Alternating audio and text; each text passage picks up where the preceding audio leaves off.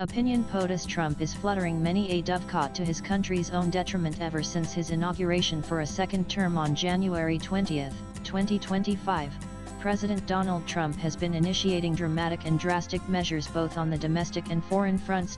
First, he challenged the age-old citizenship law that conferred U.S. citizenship on anyone born in the country. His amendment said that principle of law, despite its hoary antiquity across the globe, would apply only to the children born to the U.S. citizens. That stopped what is known as birth tourism, much to the chagrin of the Democrats and resentment of Hispanics from Cuba and Mexico. And with the U.S. Supreme Court upholding this seminal amendment a few days ago, this has been his sole victory thus far in governance marked by cantankerousness. In a way, that was the first concrete measure towards ushering in America is for the Americans' fierce and triumphalist assertion. His much vaunted attempt to downsize the U.S. bureaucracy and federal spends under the newly created Department of Government Efficiency DOGE initiative by a massive $2 billion came almost unstuck after Elon Musk at its helm threw up his hands, apparently in exasperation, citing expiration of 130 days to actualize its mission, which BTW achieved only one thing: abolition of Department of Education. Musk perhaps realized that he had bitten more than he could chew, and that the nation after all needed a bare-bones bureaucracy like Inland Security, FDA, FBI, Federal Reserve, and so forth. That marked the break in the Trump-Musk bromance. Their fascination with cryptocurrencies, however, has dark portents undermining the greenback, the only legal tender of the USA. Musk, a couple of years ago, wanted to accept Bitcoin in return for Tesla cars. The incipient move to usher in a dual currency regime was repelled by the Federal Reserve and other authorities on the legal and tenable ground that only the US dollar enjoys the legal tender status in the country. But the never-ending spirit in Musk has revived the idea again, this time round for his new favorite cryptocurrency Dogecoin, which is being accepted for online sales of Tesla cars and for acquiring special privileges in the X social media platform, which, too, is owned by Musk, once again in the process thumbing his nose at the authorities. There are also reports of Trump administration winking at cryptocurrencies, which has no body to kick and no soul to damn, in order to give a leg up to the cryptocurrency being toyed with by his family under its World Liberty Financial WLF.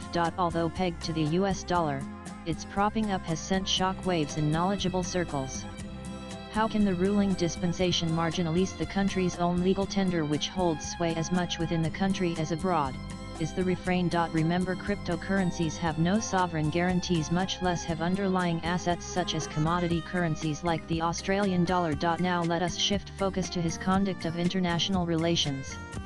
He has made X, formerly Tweet, as his favorite medium of communication to leaders of India, Pakistan, Iran, and Israel. He announced ceasefire between India and Pakistan on X, and a few weeks down between Israel and Iran, more with view to seeking publicity among his domestic audience. Not satisfied with propping up and provoking Israel to strike Iran, he ordered his air force to drop bunker busters on 4 nuclear facilities in Iran with a view to defanging it, which by the way is a signatory to Nuclear Non-Proliferation Treaty, and went on to rationalize it as being necessary to end the Israel-Iran standoff, just as it sought to end the Second World War by dropping atom bombs in Hiroshima and Nagasaki on 6th and August 9, respectively, of 1945. Touché. Did he know the Holocaust vaporized some 2 lakh human bodies, leaving no mortal remains? It was as despicable as Hitler slaughtering some 6 million Jews in gas chambers. That the resultant moves to impeach him was stillborn doesn't make his jingoistic tendencies acceptable.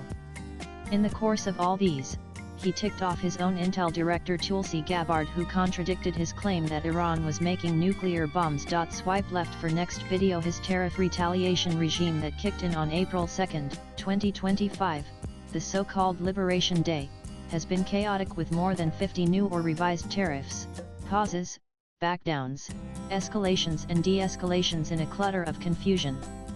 Business owners and workers across the U.S. are reeling from the chaos and confusion unleashed by Trump's trade policy, which bears out the critics who averred that his ham-handedness would hurt the U.S. more. With just 2 trade frameworks inked and dozens to go before the July 9 deadline, that time frame appears increasingly unlikely to be adhered to. America's economy might be taking a turn for the worse as a result of this confrontationist approach to trade.